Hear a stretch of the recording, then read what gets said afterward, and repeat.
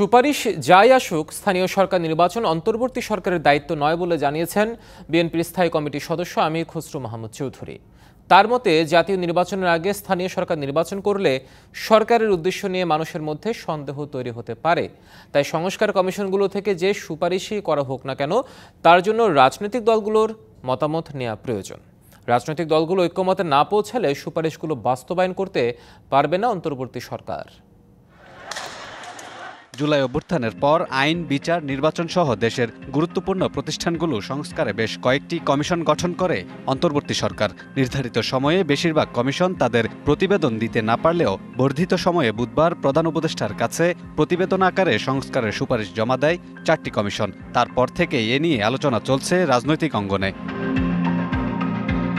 নির্বাচন ব্যবস্থা সংস্কার কমিশনের সুপারিশের মধ্যে 2বারের বেশি কেউ প্রধানমন্ত্রী হতে পারবে না, এমন সুপারিশ রয়েছে। এ ধরনের বেশ কয়েকটি সুপারিশ নিয়ে আপত্তি নেই বিএনপির, তবে দ্বিমত আছে জাতীয় নির্বাচনের আগে স্থানীয় সরকার নির্বাচনের সুপারিশের ব্যাপারে। দলটি বলছে, স্থানীয় নির্বাচন অন্তর্বর্তী সরকারের দায়িত্ব না। একজন ব্যক্তি 2বারের বেশি প্রধানমন্ত্রী থাকবে না, এই প্রপোজাল বিএনপি 6 বছর আগে দিয়েছে। বিএনপির ভিশন 2030 যদি আপনি খুলে দেখেন, দেশনেত্রী বেগম খালেদা জিয়া প্রেস কনফারেন্স করে সবার সামনে বলেছেন এক ব্যক্তি 2বারের বেশি প্রধানমন্ত্রী থাকা উচিত নয়। তার মতে, সংস্কার কমিশনগুলো থেকে যে সুপারিশই আসুক না কেন, স্থানীয় নির্বাচন আগে করলে অন্তর্বর্তী সরকারের উদ্দেশ্য নিয়ে মানুষের মধ্যে সন্দেহ তৈরি হতে পারে। স্থানীয় সরকার প্রশ্নই ওঠে না, এটা ওনাদের দায়িত্বেই পড়ে না।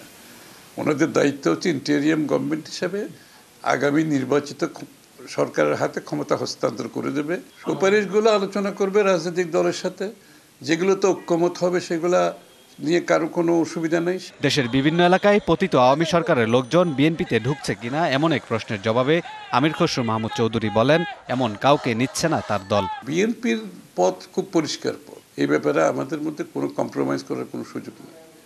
সেটা লোভ, লালসা, অন্য দলের লোকজন জয়েন করানো, অর্থনৈতিকভাবে, রাজনৈতিকভাবে, এটার কোনো স্কোপ এখানে নাই। Kamrul Hasan, DBC news, Dhaka.